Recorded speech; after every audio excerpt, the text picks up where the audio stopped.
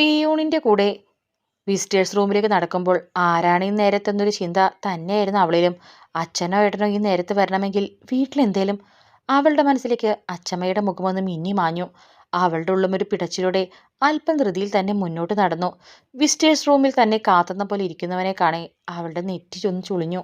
ഫോണിൽ എന്തൊക്കെയോ നോക്കി നിന്നവൻ തന്റെ അടുത്തേക്ക് സംശയഭാവത്താൽ വരുന്നവളെ കാണെ കയ്യിലുള്ള ഫോൺ പോക്കറ്റിൽ വെച്ച് അലസമായ ഒരു നിൽപ്പോടെ അവളെ നോക്കി നിൽക്കെ മുന്നോട്ട് നടന്നവളുടെ മുഖം ഗൗരവത്തിൽ മൂടിക്കെട്ടി. ഋഷിയേട്ടൻ എന്താ ഇവിടെ? ഉണ്ണിയേട്ടാ എന്നൊരു കൊഞ്ചി വിളിയോടെ വന്നവളുടെ വായിൽ നിന്ന് തന്റെ പേര് കേൾക്കെ അത്രയും നേരം എന്തൊക്കെയോ മനസ്സിൽ സ്വരുക്കൂട്ടി വെച്ചവന്റെ ഹൃദയം പരിഭവം കൊണ്ടും ദേഷ്യം കൊണ്ടും നിറഞ്ഞു. നിന്നെ കാണാൻ. അവളെ നോക്കി ഒട്ടും ഭയമില്ലാതെ അവൻ പറയെ. അവളൊരു നിശ്വാസത്തോടെ അവനെ നോക്കി. എന്നെ കാണാനോ? എന്തിന്? ഒട്ടും താല്പര്യമില്ലാതെ അവൾ പറയെ. ക്ലാസ് കട്ട് ചെയ്തിട്ട് പോലും തന്നെ കാണാൻ ഓടി വന്നവളെ ഒന്ന് ഓർത്തുപോയി അവൻ. ഇങ്ങനെ നോക്കി നിൽക്കാതെ കാര്യം പറ ഋഷിയേട്ടാ. അവിടെ ക്ലാസ് നടന്നുകൊണ്ടിരിക്കുക. എനിക്ക് വേഗം പോണം. തന്നെ നോക്കി നിൽക്കുന്നവന്റെ മൗനം അതവൾ അസ്വസ്ഥമാക്കുന്നു. എന്തിനോ വീണ്ടും അവനിലേക്ക് ചാഞ്ഞു പോകുന്ന ഹൃദയത്തെ ശാസിച്ചു നിർത്തി ദേവ അല്പം ദേഷ്യത്തോടെ തന്നെ പറഞ്ഞു. എന്താ നിന്റെ ഉദ്ദേശം?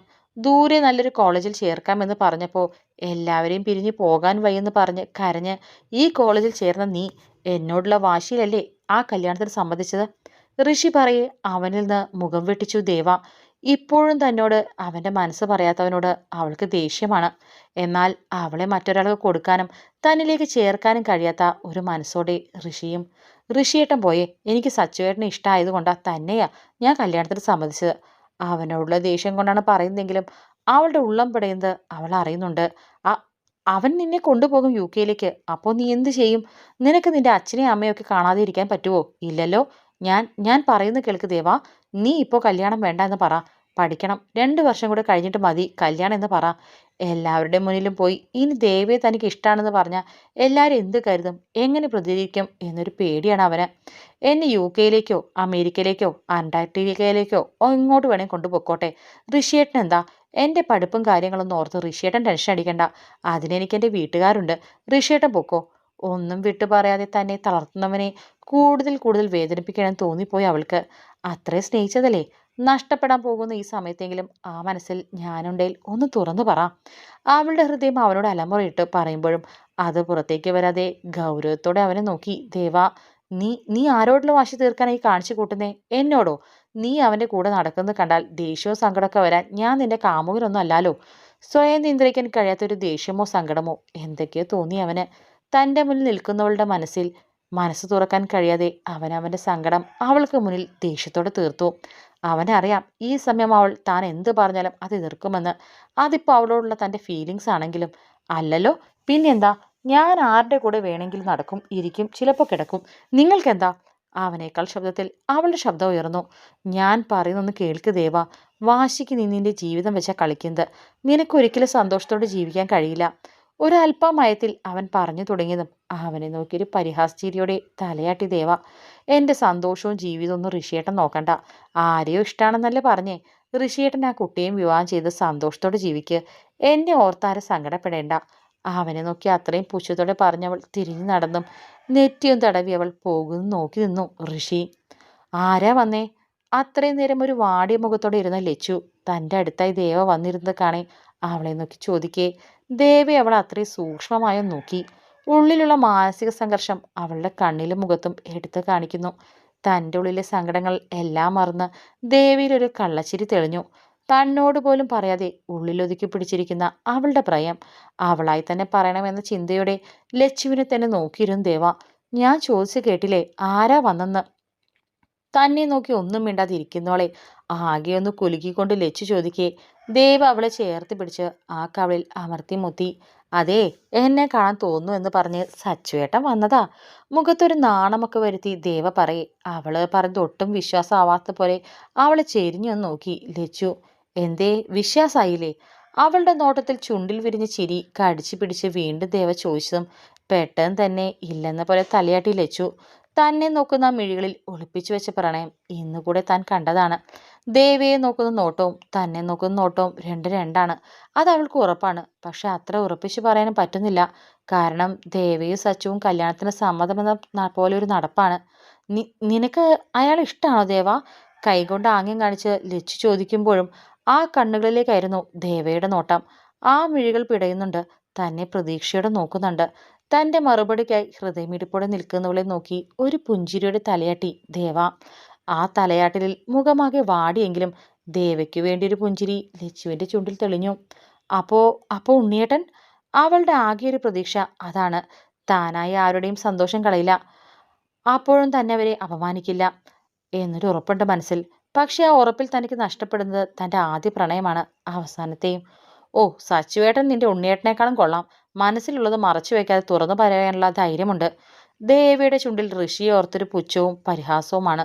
ഇന്നവൻ തന്റെ മുന്നിൽ നിന്ന് ഉരുകി നിന്നാണ്. പക്ഷെ അവന് വേണ്ടി താൻ വേദനിച്ചോളും, അവന് വേണ്ടി താൻ കരഞ്ഞോളാം. ഒന്നും അവൻ തനിക്ക് വേണ്ടി നൊന്തിട്ടില്ല, അത് അവൾക്ക് അത്ര ഉറപ്പാണ്. ദേവയുടെ വാക്കിൽ കുരുങ്ങി നിൽക്കുകയാണ് ആ നിമിഷം ലച്ചു. തന്റെ കണ്ണിൽ നോക്കി അവൻ ഇഷ്ടമാണെന്ന് പറഞ്ഞ ആ സമയം തെളിമയോടെ അവളുടെ മനസ്സിലേക്ക് കയറി വന്നു. അപ്പോഴേലും തനിക്ക് അവനോട് പറയാമായിരുന്നു, താൻ ദേവയല്ല, ഈ വീട്ടിലെ ആരുമല്ലെന്ന്. താനൊരു പാവം അനാഥയായ ഊമ പെണ്ണാണെന്ന്. ലച്ചുവിന്റെ കണ്ണുകൾ നിറഞ്ഞതും അവൾ വേഗം ദേവയിൽ നിന്ന് തിരിഞ്ഞിരുന്ന് കളഞ്ഞു. എന്നാൽ ആ സമയം ദേവയുടെ ഉള്ളിൽ നിറഞ്ഞു നിന്നത് സച്ചുവാണ്. കല്യാണം ഉറപ്പിച്ചതിന് അന്ന് സംസാരിക്കാനുണ്ടെന്ന് പറഞ്ഞ് ഇറങ്ങി നടന്ന ആ നിലാവുള്ള രാത്രിയാണ് അവൻ തുറന്നു പറഞ്ഞ അവന്റെ പ്രണയമാണ്. അവളുടെ ചുണ്ടിൻകോണിൽ ലച്ചുവിനെ നോക്കിയൊരു ചിരി തെളിഞ്ഞു. പൊന്നു മോളെ, നീ തന്നെ ഈ കുരു കഴിച്ചു. നിന്റെ മനസ്സിലെ എല്ലാ ആകുലതകൾക്കും മേലെ സച്ചുവേട്ടൻ ഇല്ലാതെ ജീവിക്കാൻ കഴിയില്ലെന്ന ഒരു സത്യം നീ എന്ന് മനസ്സിലാക്കുന്നു, അന്ന് ഞാൻ ഈ നാടകം നിർത്തും. പിന്നെ നിന്റെ ആ ചൂടൻ ഉണ്ണിയേട്ടന്റെ മുന്നിൽ ഞാനും സച്ചുവേട്ടനും കൈകോർത്തൊരു നടപ്പുണ്ട്. നീ ഒന്ന് ആലോചിച്ച് നോക്കിയേ ലച്ചു, നല്ല രസമായിരിക്കല്ലേ? അവളുടെ വാടിയ മുഖത്ത് നോക്കി ദേവ പറയേ. അവളെന്ന് കൂർപ്പിച്ചു നോക്കി ലച്ചു. നീ ഒന്ന് പോയേ ദേവ, ഇത്തിരി ദേഷ്യം ഉണ്ടല്ലോ, എൻ്റെ ഉണ്ണിയേട്ടൻ പാവാ. നിനക്ക് പുതിയ ആൾക്കാരെ കിട്ടിയപ്പോൾ നീ എല്ലാം മറന്നോ? നീ അന്ന് അമ്പലത്തിന്റെ പടികൾ ഓടി ഇറങ്ങിയപ്പോൾ കാല് തെറ്റി വീണില്ലേ? അന്ന് ഉണ്ണിയേട്ടനല്ലേ നിന്നെ എടുത്ത് ഹോസ്പിറ്റലിൽ കൊണ്ടുപോയത്? +2-ന് നിന്റെ കയ്യിൽ കയറി പിടിച്ചവനെ നിന്റെ മുന്നിലിട്ട് പൊതിരെ തല്ലിയില്ലേ നിന്റെ ഉണ്ണിയേട്ടൻ? ഇനിയുണ്ട് ഒരുപാട്. എല്ലാം നീ മറന്നു കാണും, പക്ഷേ എനിക്കൊക്കെ ഓർമ്മയുണ്ട്. അത്രയും നേരം ഉണ്ടായിരുന്ന വിഷാദഭാവം മാറ്റി ഓരോന്ന് ഓർത്തെടുത്ത് ചൊടിയോടെ ദേവയെ നോക്കി ലച്ചു ചോദിക്കുമ്പോൾ തന്റെ മനസ്സിലെ ലക്ഷ്യം കണ്ടതിൻ്റെ ഒരു ചിരിയായിരുന്നു ദേവയിൽ. അല്ലേലും തന്റെ ലച്ചുവിന് ഈ സങ്കടഭാവം ചേരില്ല. തനിക്കപ്പോൾ ഇങ്ങനെ ചൊടിയോടെ നിൽക്കണം അവളും. നിന്റെ ഉണ്ണിയേട്ടൻ പാവാണേൽ പെങ്ങൾ ഒരു കാര്യം ചെയ്യേ, ആങ്ങളൊക്കെ ഒരു അമ്പലം പണിഞ്ഞോ, എന്നിട്ട് അങ്ങേരെ അവിടെ കൊണ്ടുപോയി പ്രതിഷ്ഠയിരുത്ത്. അല്ല പിന്നെ. ലച്ചുവിന്റെ കവളിൽ നോവും വിധമൊന്ന് തോണ്ടിക്കൊണ്ട് ദേവ പറയെ. 2 വശത്തേക്ക് ചുണ്ടുകൊട്ടി ലച്ചു മുഖം വെട്ടിച്ചു. ലച്ചു ചെയ്ത പോലെ ദേവയും അവളെ നോക്കി ചുണ്ടുകൊട്ടി മുഖം വെട്ടിച്ചു. ദേവയ്ക്ക് ചിരിയാണ് വരുന്നെങ്കിൽ ലച്ചുവിന് സങ്കടവും ദേഷ്യവും ഒക്കെയാണ് വരുന്നേ. 3 ദിവസം കൊണ്ട് മനസ്സിൽ കയറി പറ്റിയവനെ തനിക്ക് മറക്കാൻ കഴിയുന്നില്ല. ഇത്രയും വർഷം ജീവനെ പോലെ ഉള്ളിൽ കൊണ്ടു നടന്നവനെ എങ്ങനെ ഇത്ര പെട്ടെന്ന് ദേവയ്ക്ക് മറക്കാൻ കഴിയുന്നത്? മറ്റൊരു ജീവൻ തിരഞ്ഞെടുക്കാൻ കഴിയുന്നു, അതോ അവൾ ഈ കാണിക്കുന്നതെല്ലാം ഒരു അഭിനയം മാത്രമാണോ? ലച്ചു ഓർത്തു പോയതത്രയും അതാണ്. പിന്നീട് അധികമൊന്നും സംസാരിക്കാതെ രണ്ടുപേരും അവരവരുടെ ലോകത്ത് മാത്രമായി നിന്നു. വൈകുന്നേരം ക്ലാസ് കഴിഞ്ഞതേ കണ്ടു തങ്ങളെ കാത്തുന്ന പോലെ നിൽക്കുന്ന സച്ചുവിനെ. ഒരു ബ്ലാക്ക് കൂളിംഗ് ഗ്ലാസ് മുഖത്തുണ്ട്. കോഫി ബ്രൗൺ കളർ ഷർട്ടും ഓഫ് വൈറ്റ് പാൻസുമാണ് അവന്റെ വേഷം.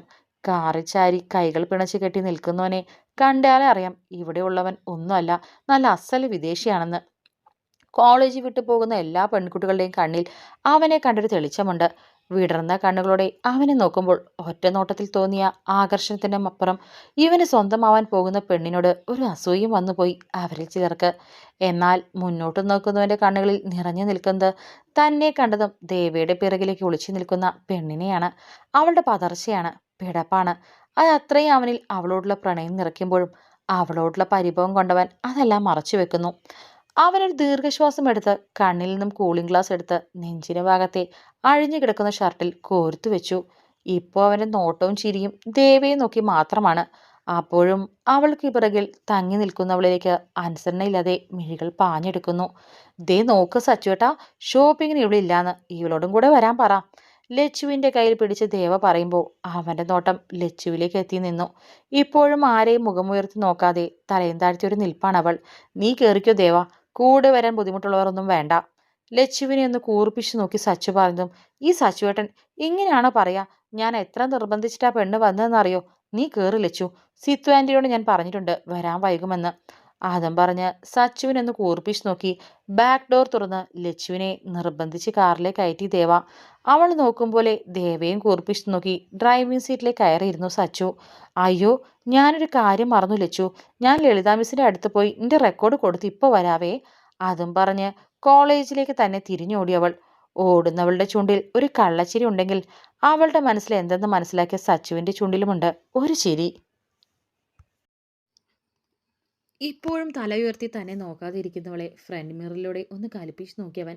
അവളുടെ മിഴികൾ ഒരു പിടച്ചിലൂടെ മെല്ലെ അവനെ നോക്കിയതും തന്നെ ദേഷ്യത്തോടെ നോക്കുന്നതിനെ കണ്ട് വേഗം തല താഴ്ത്തിയിരുന്നവൾ.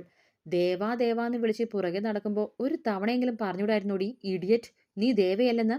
ദേഷ്യത്തോടെ തന്നെ നോക്കി പറയുന്നവന്റെ കണ്ണിലേക്ക് ഒരു നിമിഷം നോക്കി നിന്ന് പോയി അവൾ. ഞാനെങ്ങനെ പറയും, പറയാൻ എനിക്ക്. അവളുടെ മിഴികൾ അവനോട് പരിഭവിച്ചു.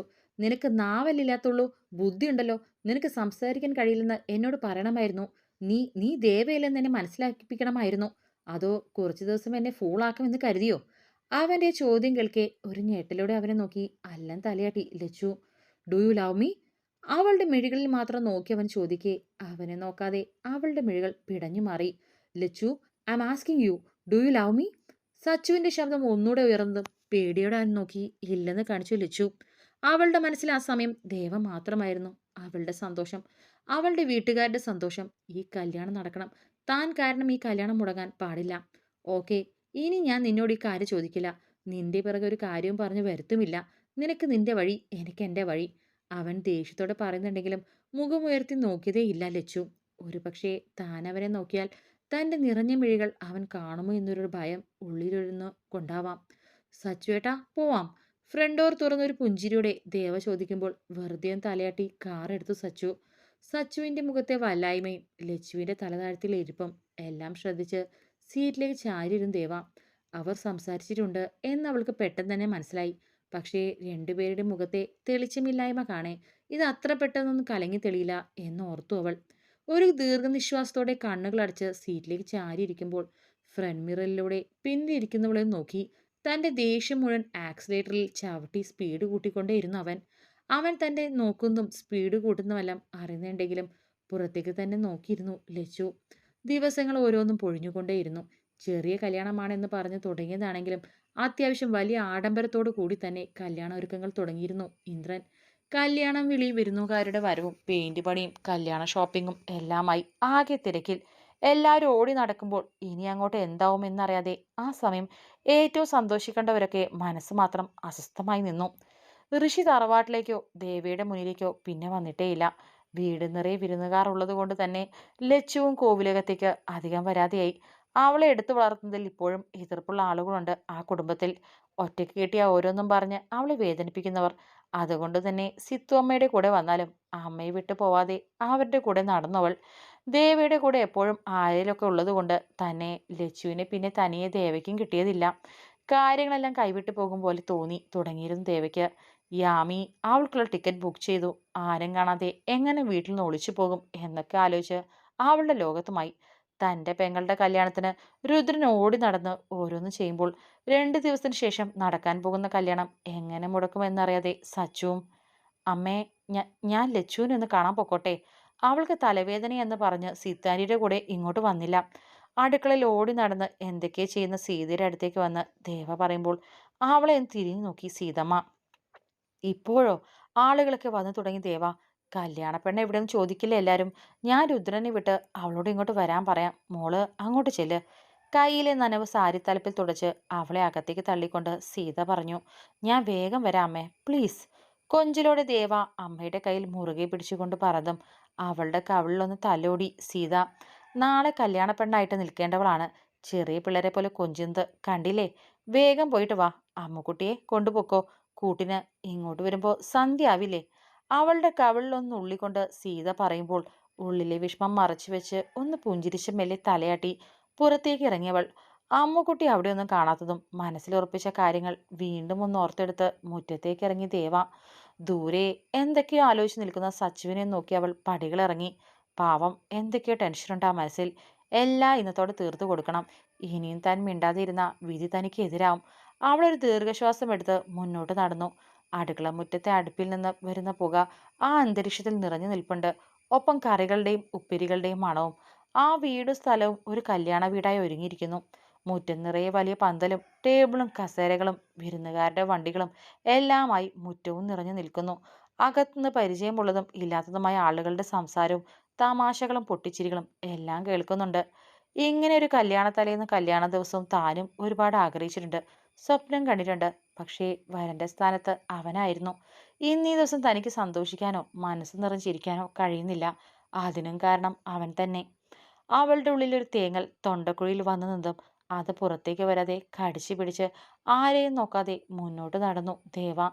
തൻ്റെ മുന്നിലുള്ളത് ഈ ഒരു ദിവസമാണ്. ഇന്നിതിനൊരു തീരുമാനം എടുത്തില്ലെങ്കിൽ പിന്നെ തനിക്ക് അതിന് കഴിയാതെ വരും.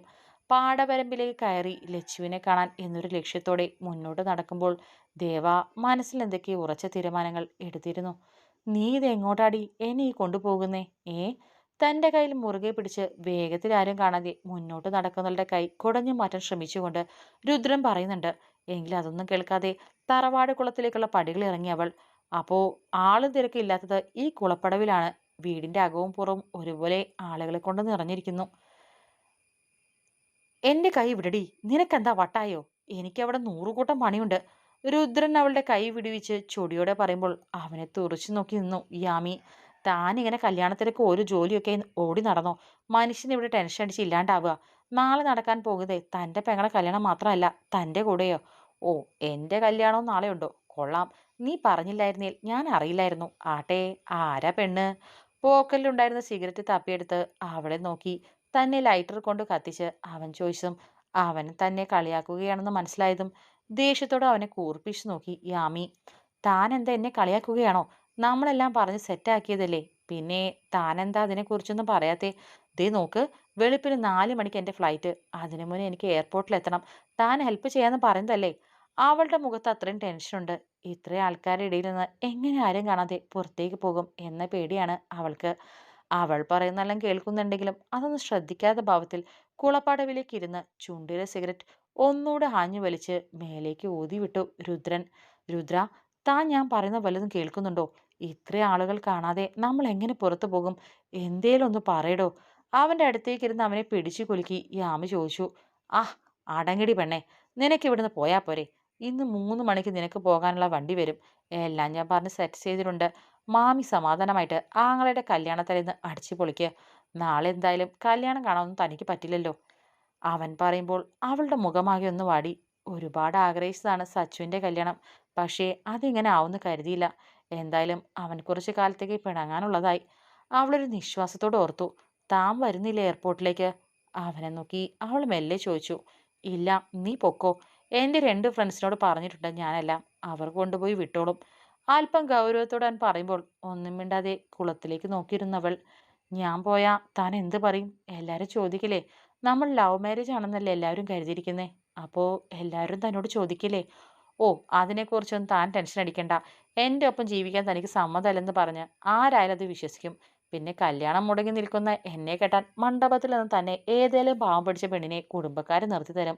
അതാണല്ലോ ഈ കഥകളിലെല്ലാം പതിവ്.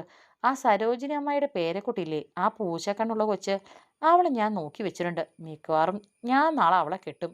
രുദ്രൻ പറയുമ്പോൾ അവൻ പറയുന്നതും കേൾക്കാൻ അത്ര താല്പര്യമില്ലാത്ത മട്ടിൽ ഒരു ഇരിപ്പിരുന്നു യാമി.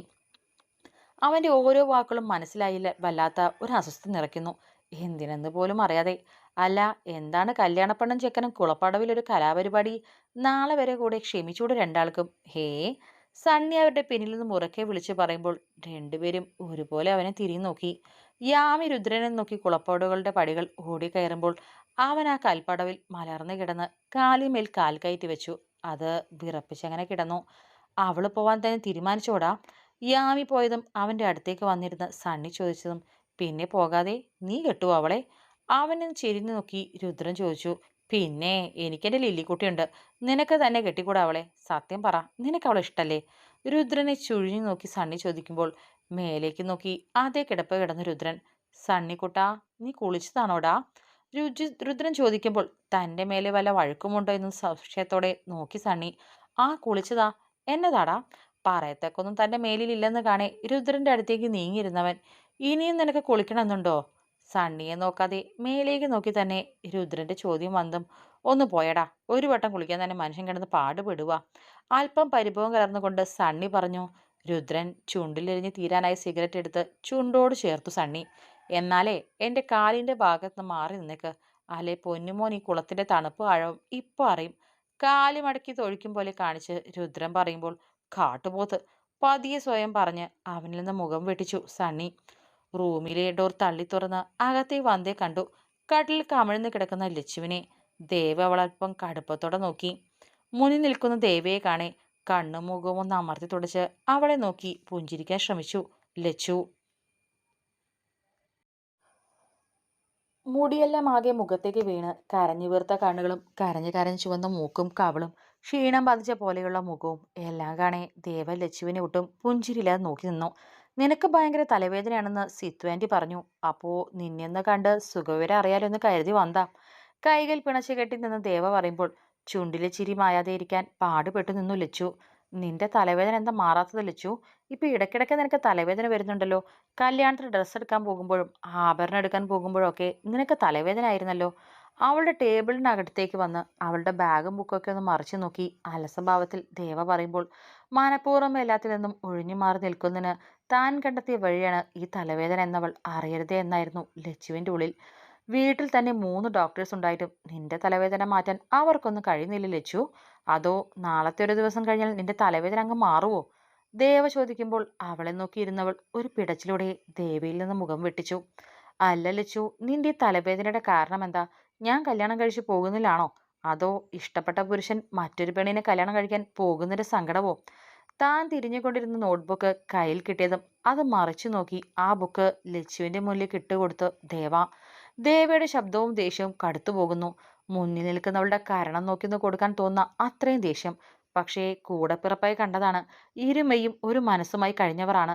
സന്തോഷവും സങ്കടവുമെല്ലാം ഓടി വന്ന് താൻ പറഞ്ഞു കൊടുത്തവൾ അവളുടെ ഉള്ളിൽ ഇഷ്ടം മറച്ചു വെച്ച് തൻ്റെ മുന്നിൽ ഇത്രയും കാലം അഭിനയിച്ചു നിന്നത് ഓർക്കെ ദേവയ്ക്ക് വല്ലാത്ത ദേഷ്യം വരുന്നു.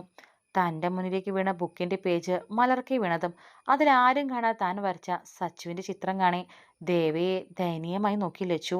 അവളുടെ മുഖത്തേക്ക് നോക്കാൻ പോലും കഴിയാതെ തലയും താഴ്ത്തി കുറ്റബോധത്തോടെ ലച്ചു ഇരിക്കുമ്പോഴും ദേവയ്ക്ക് എങ്ങനെ എല്ലാം അറിയാം എന്നൊരു സംശയം അവളുടെ ഉള്ളിൽ പുകഞ്ഞുകൊണ്ടേയിരുന്നു. ദേവയെ നോക്കി എന്തോ പറയാൻ വേണ്ടി കൈ ഉയർത്തിയതും അവളുടെ മുന്നിലേക്ക് കൈവച്ച് തടഞ്ഞു ദേവ. എനിക്കിപ്പോ ഒന്നും കേൾക്കണ്ട ലച്ചു. ഇത്രയും കാലം പറയാതെ വെച്ച ഒന്നും എനിക്കിനി അറിയും വേണ്ട. 5 മിനിറ്റ്, 5 മിനിറ്റ്, അതിനുള്ളിൽ ഒരുങ്ങി വാ, ഞാൻ പുറത്തുണ്ടാവും. ഇത്രയും കാലം കാണാത്ത ദേവ. കുട്ടിത്ത മാത്രം നിറഞ്ഞു നിന്നിരുന്ന ദേവിയുടെ മുഖത്തെ ഗൗരവം പേടിയോടെ ഉമിനിറക്കി ലച്ചു. ലച്ചുവിനെ ഒന്നുകൂടെ നോക്കി ദേവ തിരിഞ്ഞു നടക്കുമ്പോൾ തെറ്റ് ചെയ്ത കുട്ടിയെ പോലെ മുഖം പൊത്തി പൊട്ടിക്കരഞ്ഞു ലച്ചു. ദേവ അത് കേൾക്കുന്നുണ്ടെങ്കിലും അവളുടെ അടുത്തേക്ക് പോകാനോ അവളെ സമാധാനിപ്പിക്കാനോ ആ സമയം നിന്നില്ലവൾ. ദേവ ഒരു ശ്വാസമെടുത്ത് ഹാളിൽ സോഫയിലേക്ക് ഇരിക്കാൻ നിന്നും പെട്ടെന്ന് തൻ്റെ കയ്യിൽ ആരോ പിടിമുറുക്കി തന്നെ മുന്നിലേക്ക് വലിച്ചു നടക്കുന്നതും അറിയേ ആദ്യമൊന്നും ഞെട്ടിയെങ്കിലും തൻ്റെ കയ്യിൽ മുറുകെ പിടിച്ച് മുകളിലേക്കുള്ള സ്റ്റെപ്പുകൾ വേഗത്തിൽ കയറുന്നവനെ കാണേ നെറ്റിച്ചുളിച്ച് നോക്കി ദേവ. ഋഷിയേട്ടാ, എന്താ ഈ കാണിക്കുന്നേ? എൻ്റെ കൈ വിട്, എനിക്ക് വേദനിക്കുന്നു. കയ്യിൽ ഞെരിയുന്ന കുപ്പിവളകളുടെ ചില്ല് കുത്തും പോലെ തോന്നിയതും അവൻ്റെ കൈപ്പിടിയിൽ നിന്ന് കുടഞ്ഞു മാറാൻ ശ്രമിച്ചു ദേവ. എന്നാൽ അവൻ്റെ കൈകൾ ഒട്ടും മയമില്ലാതെ ആ കയ്യിൽ മുറുകെ പിടിച്ച് മുന്നോട്ട് തന്നെ നടന്നു. അവളെയും കൂട്ടി അവൻ്റെ മുറിയിലേക്ക് നടന്നവൻ അവളെ കട്ടിലേക്ക് തള്ളിയിട്ടതും വാതിൽ കൊട്ടിയടച്ചതും ഇത്രയും കാലം ഇഷ്ടത്തോടെയും പ്രണയത്തോടെയും നോക്കിയവനെ അന്ന് ആദ്യമായി പേടിയോടെ നോക്കിപ്പോയി ദേവ. എന്താ ഋഷിയേട്ടാ ഈ കാണിക്കുന്നേ? മാറിക്കേ, എനിക്ക് പോണം. കാട്ടിൽ നിന്നും പിടഞ്ഞെഴുത്തേറ്റ് അവനെ മറികടന്ന ഡോറിന് അടുത്തേക്ക് നടന്നു ദേവ. എന്നാൽ ആ നിമിഷം അവൻ്റെ കൈകൾ അവളുടെ കയ്യിൽ മുഴുകിയിരുന്നു. ഋഷിയേട്ട, എൻ്റെ കൈ! അവൻ പിടിച്ച കൈ വല്ലാതെ നൊന്തതും ആ കൈ കുടഞ്ഞു ദേവ. നീ ഇവിടുന്ന് പോവില്ലേ ദേവ? ഈ കല്യാണം നടക്കില്ല. ഞാനതിന് സമ്മതിക്കില്ല. അവളുടെ കൈ പിടിച്ചു വലിച്ച് അവൻ്റെ നെഞ്ചിലേക്ക് അവളെ ചേർത്ത് പിടിച്ചുകൊണ്ട് ഋഷി പറയുമ്പോൾ കത്തുന്നൊരു നോട്ടത്തോടെ അവനിൽ നിന്നും അകന്നു മാറാൻ ശ്രമിച്ചവൾ. തനിക്കേറെ ഇഷ്ടമുള്ള ഗന്ധമല്ല ഇപ്പൊ അവന്. അവനിപ്പോ പേരറിയാത്ത ഏതോ മദ്യത്തിന്റെ ഗന്ധമാണ്. അവളുടെ ആ മിഴികൾ നിമിഷ നേരം കൊണ്ട് ആ മുറിയൊക്കെ അലഞ്ഞു. ടേബിളും അതിനടുത്തുമായി ഒരുപാട് ഒഴിഞ്ഞ കുപ്പികളും ഗ്ലാസും കാണേ പേടിയോടെ അവനെ നോക്കി ദേവ. മുടിയെല്ലാം ആകെ അലങ്കോലമായി പറന്ന് താടിയും മുടിയും ആകെ നീണ്ടു വളർന്ന് കണ്ണുകൾ രണ്ടും ആകെ ചുവന്ന് കാലുകൾ നിലത്തുറയ്ക്കാതെ ആടി ആടി നിൽക്കുന്നവനെ കാണേ ഇത്രയും ദിവസം കൊണ്ട് ഒരാൾ ഇങ്ങനെ മാറുമെന്ന് ചിന്തിച്ചു പോയി ദേവ. ഡ്രസ്സ് എടുക്കാനും ഷോപ്പിങ്ങിനും ഒന്നും ഋഷിയേട്ടനെ കാണാതെ ആയപ്പോൾ മുത്തശ്ശി എവിടെ ഉണ്ണി എന്ന് ചോദിച്ചതും അവന് വയ്യ, ഇപ്പൊ കുറച്ചായി ഹോസ്പിറ്റലിൽ വരാറില്ല എന്ന് സിത്തു ആന്റി പറയുന്നത് അവൾ ഓർത്തു. ഇപ്പോ തൻ്റെ മുന്നിൽ നിൽക്കുന്നത് താൻ പ്രാണനെ പോലെ സ്നേഹിച്ചവനല്ല, മദ്യത്തിന്റെ ലഹരി തലയ്ക്ക് പിടിച്ച ഒരുവനാണ്. അവന് മുന്നിൽ കീഴ്പ്പെട്ടാൽ പിന്നെ ജീവിതകാലം മുഴുവൻ ഇവനെ താൻ വെറുക്കേണ്ടി വരും. അവളുടെ ഉള്ളം പിടഞ്ഞുപോയി. ഋഷിയേട്ടാ, എന്നെ വിട, ഞാൻ നിലവിളിക്കും. എല്ലാവരും വന്നാൽ പിന്നെ നടക്കുന്ന എന്താന്ന് ഞാൻ പറയണ്ടല്ലോ. അച്ഛൻ ഋഷിയേട്ടനെ കൊല്ലും. അവന്റെ നെഞ്ചിൽ പിടിച്ചു തള്ളാൻ ശ്രമിച്ചുകൊണ്ട് ദേവ പറയുമ്പോൾ അവളുടെ കണ്ണുകൾ കലങ്ങിയിരുന്നു. അവനെ ഭയന്നിട്ടോ അതോ ഈ അവസ്ഥയിൽ ഇവനെ കണ്ടിട്ടോ അറിയില്ല. എല്ലാവരും വരട്ടെ ദേവ, എല്ലാവരും വന്ന് കാണട്ടെ. ഞാൻ പറഞ്ഞോളാം ആർക്കും നിന്നെ വിട്ടുകൊടുക്കില്ലെന്ന്. നീ നീ എൻ്റെയാണെന്ന്. നാവ് കുഴഞ്ഞുള്ള അവന്റെ വാക്കുകൾ കാതിൽ പതിഞ്ഞതും അവനെ തള്ളി മാറ്റിയിരുന്നവൾ ഒരു ഞെട്ടലോടെ അവനെ നോക്കി നിന്നു പോയി. എനിക്ക് എനിക്ക് പറ്റുന്നില്ലടി. നീ ഇല്ലാതെ എനിക്ക് പറ്റില്ല. ഒരുപാട് ഒരുപാട് വൈകിയെന്ന് എനിക്കറിയാം. പക്ഷേ നിന്നെ ആർക്കും വിട്ടുകൊടുക്കില്ല ഞാൻ. അതിന് ഞാൻ എന്തു ചെയ്യും? നിനക്ക് പോലും ക്ഷമിക്കാത്ത കഴിയാത്ത പലതും. അത്രയ്ക്ക് ഭ്രാന്ത് പിടിച്ചാ ഞാൻ നിൽക്കുന്നേ.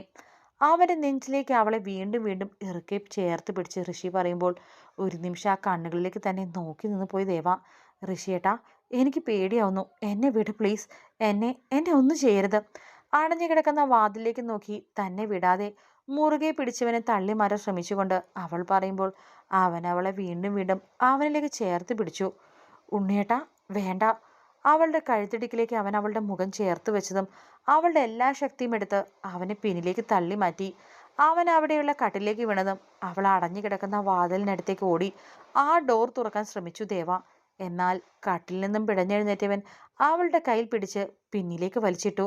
ലച്ചു, ഓടി വാ ലച്ചു. പേടിയോടെ കരഞ്ഞ് ഉറക്കെ വിളിച്ച് അവനെ നോക്കി പിന്നിലേക്ക് നടന്നു ദേവ. അവൾ പിന്നിലേക്ക് നടക്കുന്നതിനനുസരിച്ച് അവനും അവളുടെ അടുത്തേക്ക് നടന്നു. താഴെ ബാത്റൂമിൽ ഷവറിന് കീഴെ ഇരുന്ന് പൊട്ടിക്കരയുന്ന ലച്ചു ഇതൊന്നും അറിഞ്ഞതേയില്ല. രക്ഷപ്പെടാൻ നോക്കണ്ട ദേവ, നടക്കില്ല അത്. എനിക്കറിയാം ഈ സമയത്ത് ഞാൻ നിന്നെ വേണമെന്ന് പറഞ്ഞ ആരും സമ്മതിക്കില്ല.